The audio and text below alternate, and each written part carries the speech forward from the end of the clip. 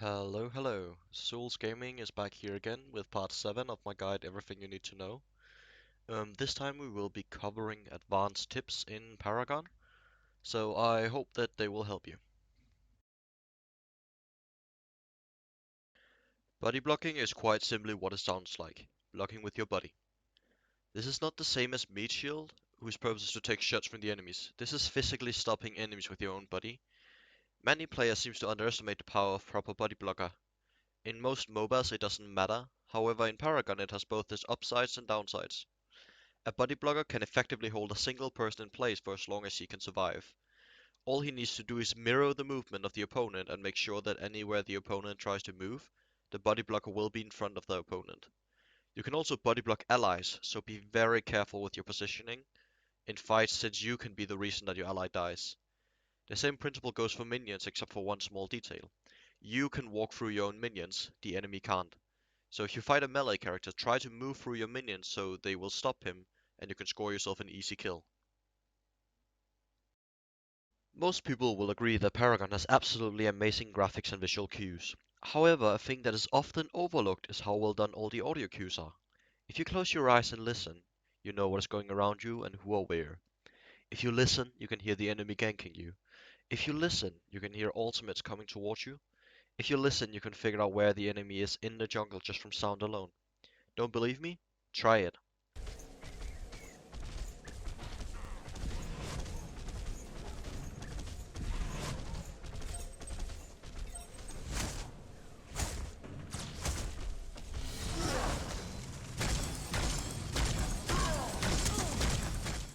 Another thing which is extremely impressive is that Kalari makes a sound when she's invisible, and from sound alone you can determine where she is around.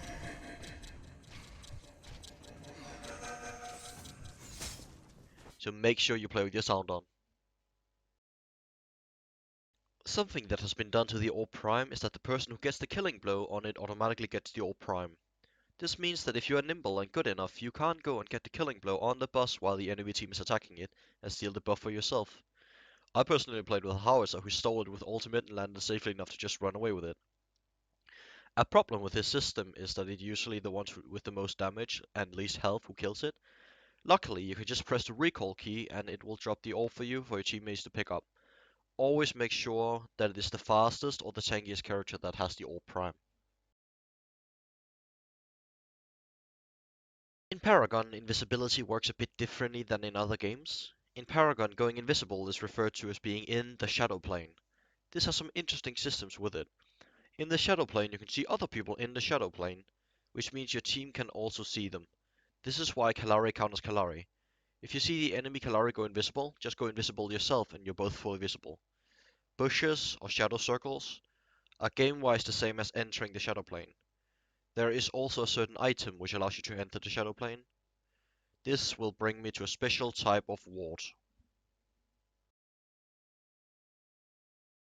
In Paragon, there are a set of wards which all provide stats and 2 shadow wards. I will just refer to the items themselves as shadow wards. Shadow wards are extremely strong items which most people doesn't realize exist or realize the strength of. To explain it, I made it as a few key points. 1. The wards provide stats like a normal item, the only difference being that they don't have a fully upgraded bonus. 2. The wards can be upgraded with upgrade cards like any other item. 3. The Shadow Wards carries 2 charges, meaning you can place 2 wards before you have to go back to base. 4. The Shadow Wards placed are invisible wards, which can see both visible and invisible enemies. 5. The only way to destroy or find an enemy Shadow Ward is to place your own and destroy it, or have a Kalari in the Shadow Plane. So, this in short means that you can place them wherever you want without fear of them being destroyed. The enemy won't know where they are, and you can ward in the jungle to always know where the enemy are. You lose nothing other than an active slot by buying them, so make sure to buy them.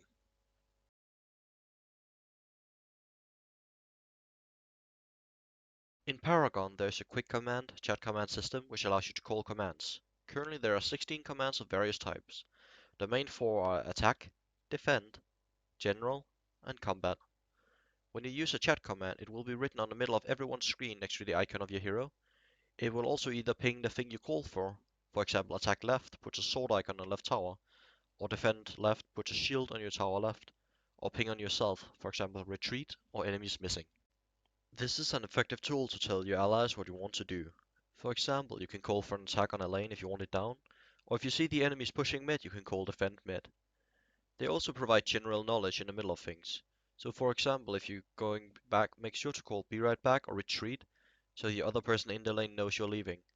That one call might be the difference between life and death. As covered in a previous video, there's a strategy called split pushing, which is a person attacking something while the rest attack somewhere else. The reason this is effective is because they can do it in peace. This means that distracting the enemy team can be the reason your ally gets a tower. For example, playing now is a case where ally Twin Blast was getting mid lane and I decided to keep the entire enemy team distracted so he can push. Sometimes though, people are not stupid enough to stick around and will try to go back through recalling. This is where cancel comes in. If you deal damage to an enemy, their recall will automatically stop, which will force them to either deal with you or start over. Once again, I notice our teammate pushing, this time on the call, so I make sure that the enemy Muriel can't recall. This small thing eventually gives them the time they need to kill the call and we win the game. Please do beware though that it's not always the best idea to kill yourself to get a tower or to get an inhibitor. So make sure you don't just suicide and try to say it's a tactical advantage because there's a very fine line between strategy and suicide. This is all I have for this time. As always, make sure to put in the comment section below if there's anything you would like to know about, and I would love to answer your questions. If you liked it, please like it and share the video so more people can get to watch it, and I will see you next time. Bye.